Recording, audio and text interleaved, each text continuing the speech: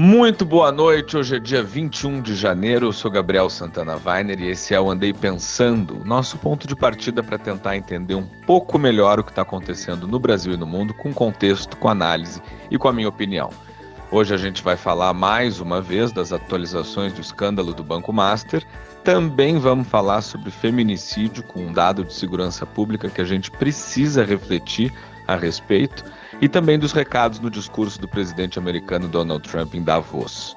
E ainda tem o quadro Militando, onde eu trago aqui de modo bem humorado uma mesma notícia, contada de acordo com a militância de esquerda e de direita aqui no Brasil, além da minha opinião. Então, bora começar o Andei Pensando de hoje.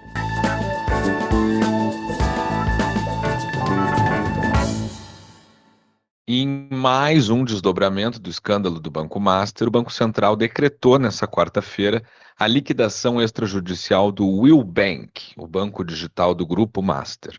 O Will estava sob regime de administração especial temporária desde novembro, quando o Master foi liquidado, mas seguiu operando sob avaliação de que ainda tinha uma chance, de uma solução de mercado. Essa chance acabou quando a realidade se impôs da forma mais concreta possível. O Will deu um calote na Mastercard. Na terça-feira, a Bandeira parou de aceitar compras com os cartões do Banco Digital e executou as suas garantias. E aí, no dia seguinte, o Banco Central fechou a conta e decretou a liquidação.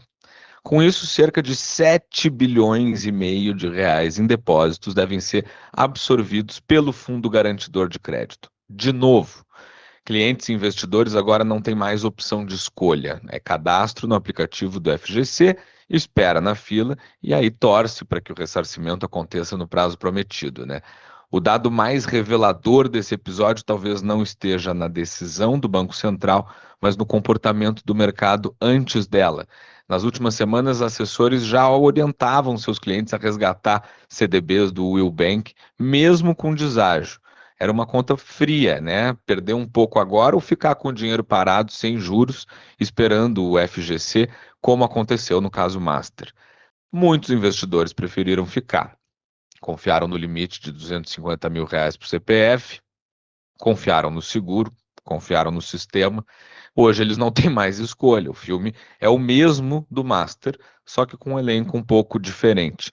E isso ajuda a explicar por que o caso Master já deixou, de ser um problema financeiro para virar um problema político de primeira grandeza. No Palácio do Planalto, os ministros falam em ensaio para o juízo final. O governo teme o impacto das investigações sobre a indicação de Jorge Messias ao Supremo, lembrando, o Supremo está com um membro a menos, e já calcula o preço das concessões que vai ter que fazer para o Congresso. No Senado, o escândalo virou uma moeda de troca, então tem ameaça de CPI de um lado, pressão de bastidor, negociações veladas, todo mundo fala em investigar, mas pouca gente parece disposta a ir mesmo até o fim, porque o raio de explosão desse caso atinge gente demais e gente muito poderosa também. No Supremo, o caso está sob a suspeitíssima relatoria de Dias Toffoli, cercado por questionamentos muito sérios, relações muitíssimo mal explicadas e um sigilo quase absoluto que incomoda quem gosta de justiça. E o Procurador-Geral da República, Paulo Gonet, já deu sinais claros que não vê base jurídica para afastar o relator. Não surpreende, Primeiro porque o Gonet também não viu nenhum indício suspeito no contrato de 129 milhões de reais da esposa de Alexandre de Moraes com o Banco Master, e também porque, afinal de contas, em 26 anos, o STF nunca afastou um relator e nada indica que esse tabu vai ser quebrado agora. No meio de tudo isso fica o investidor comum, aquele que não participou das reuniões em Brasília, não teve acesso aos bastidores, não embarcou nos jatinhos, não participou das festas. Ele fica com a fila, com a espera e com a sensação de que o risco sempre sobra para o andar de baixo. E janeiro ainda nem terminou e o Rio Grande do Sul já registrou mais feminicídios do que em todo o mês de dezembro. 7 mulheres foram assassinadas por razões de gênero até agora, contra 6 no último mês do ano passado. Na prática, isso significa uma mulher morta a cada 68 horas no estado. Algumas dentro de casa, outras em via pública, uma delas à luz do dia enquanto esperava um ônibus na zona sul de Porto Alegre. Esse dado fica ainda mais incômodo quando colocado ao lado de outro número. Em 2025, o Rio Grande do Sul teve a maior queda de homicídios da série histórica.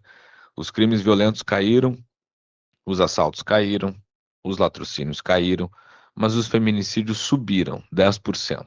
É como se o Estado tivesse aprendido a conter a violência na rua, mas seguisse incapaz de intervir na violência dentro de casa. E isso desmonta uma ilusão confortável, né? A ideia de que basta mais polícia, mais viatura, mais cadeia, mais tecnologia, que a segurança pública está resolvida. Não está. Feminicídio não é um crime de oportunidade, ele não é um tiro perdido, não é um assalto que dá errado. Feminicídio é um crime de posse, de controle, de não aceitação do não. Ele começa muito antes de se tornar fatal. Os casos desse janeiro se repetem como um roteiro já exausto, né? Maridos, namorados, ex-companheiros, homens que não aceitaram o fim da relação.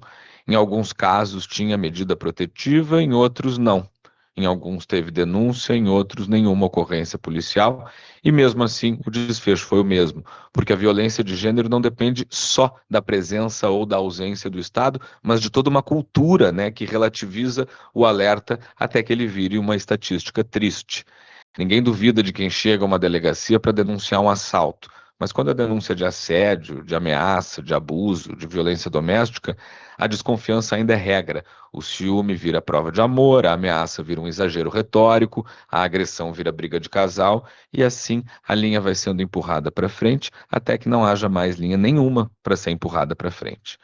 Os dados mostram um estado mais eficiente para reduzir o crime visível, aquele que acontece na esquina, no semáforo, na rua, e isso deve, claro, ser celebrado. Mas também mostram um estado ainda despreparado para agir na violência que se esconde na rotina, no silêncio, na casa das pessoas. Isso não se resolve só com campanha, nem com discurso de conscientização, se resolve com resposta rápida, com monitoramento real, com medida protetiva que de fato funcione e com uma rede que entre em ação antes do caixão. Então, é claro que a queda geral dos crimes é uma boa notícia, mas ela esconde uma contradição incômoda, né? A de uma sociedade que comemora menos mortes, no geral, mas aparenta aceitar o aumento da morte de mulheres como um dano colateral do progresso. Esse não é um preço neutro a se pagar, é um preço que diz muito sobre nós e sobre quem a gente ainda não consegue proteger.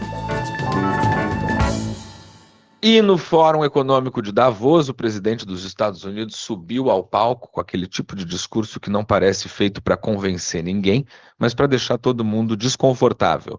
É uma presença desestabilizadora, né? Trump disse que a Europa não está indo na direção certa, voltou a bater na tecla da imigração, misturou crítica econômica com bronca moral e no meio do caminho ainda enfiou, claro, a Groenlândia de novo, né, na conversa.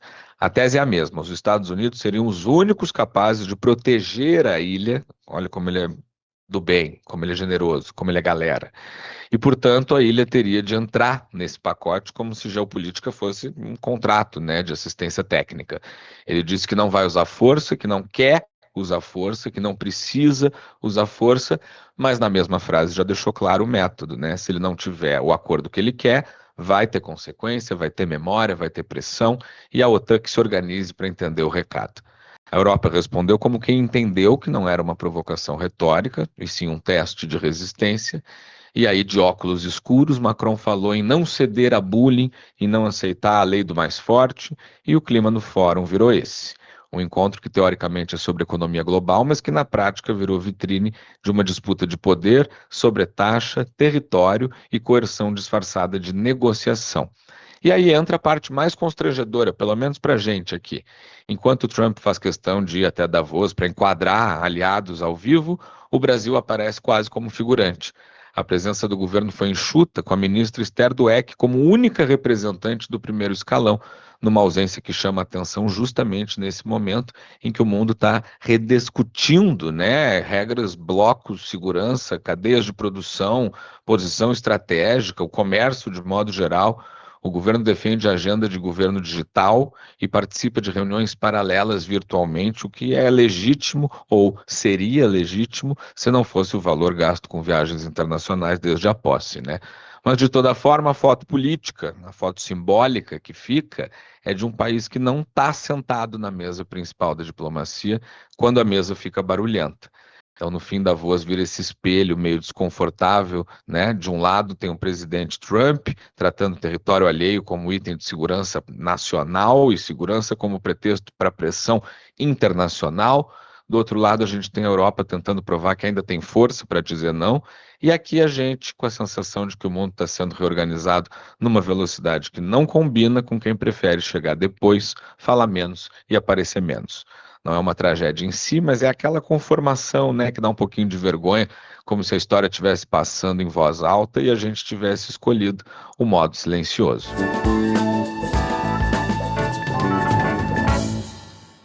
E no nosso quadro Militando de hoje, as vaias ao governador Eduardo Leite, num evento com a presença do presidente Lula em Rio Grande, no Rio Grande do Sul. Dessa vez com uma peculiaridade. As militâncias concordam, violentamente, claro. Ah, foi vaiado mesmo e foi bem feito, porque não dá para normalizar esse governador bolsonarista de banho tomado, posando de moderado, de institucional, de gente boa, quando na prática ele é um aliado de primeira hora do fascismo brasileiro. Ele sobe no palanque com Lula, mas passa o discurso todo cobrando, reclamando, falando em desequilíbrio federativo, como se o problema do Rio Grande do Sul fosse o Nordeste, e não quer ser vaiado. Quem defende privatização, quem fala a língua do mercado financeiro, quem posa de terceira via, tem mais é que ouvir vaia mesmo. Democracia também é isso, o povo se manifestar, ainda mais quando o governador resolve fazer política em evento que é do presidente da República. Ah, foi vaiado mesmo e foi bem feito, porque não dá para normalizar esse governador esquerdista de banho tomado, posando de moderado, de institucional, de gente boa, quando na prática ele é um aliado de primeira hora do comunismo brasileiro. Ele finge que é de direita para ganhar a eleição, mas vive babando o ovo do Lula lá em Brasília. Foi lá no evento, falou fininho, disse que respeita o presidente, que é bem recebido pelos ministros, que tem diálogo. Ah, diálogo é o escambau. Quem sobe num palco com Lula tem que saber onde está se metendo. Foi vaiado pela militância petista, sim, bem feito para esse projetinho de ditador socialista. Bom, gente, o governador foi vaiado ao dar boa tarde. Não foi ao defender uma ideia polêmica, não foi ao provocar, não foi ao atacar o presidente da República. Foi ao existir num palco institucional. E o que o Leite disse, goste-se ou não dele, é um fato incontestável. Ele e o presidente foram eleitos pelo mesmo povo. O mesmo povo que em 2022 fez um voto dividido, separou as coisas, escolheu o governador de um lado e o presidente de outro. O eleitor conseguiu fazer essa sofisticação. A militância, que é sempre antidemocrática, seja do lado que for, não consegue. Vaiar um governador em evento institucional não é um sinal de consciência política, é um sinal de imaturidade democrática. Democracia é uma delícia, mas tem seus custos, já diria Ciro Gomes. E um deles é suportar a presença de quem pensa diferente, sem transformar tudo em torcida organizada.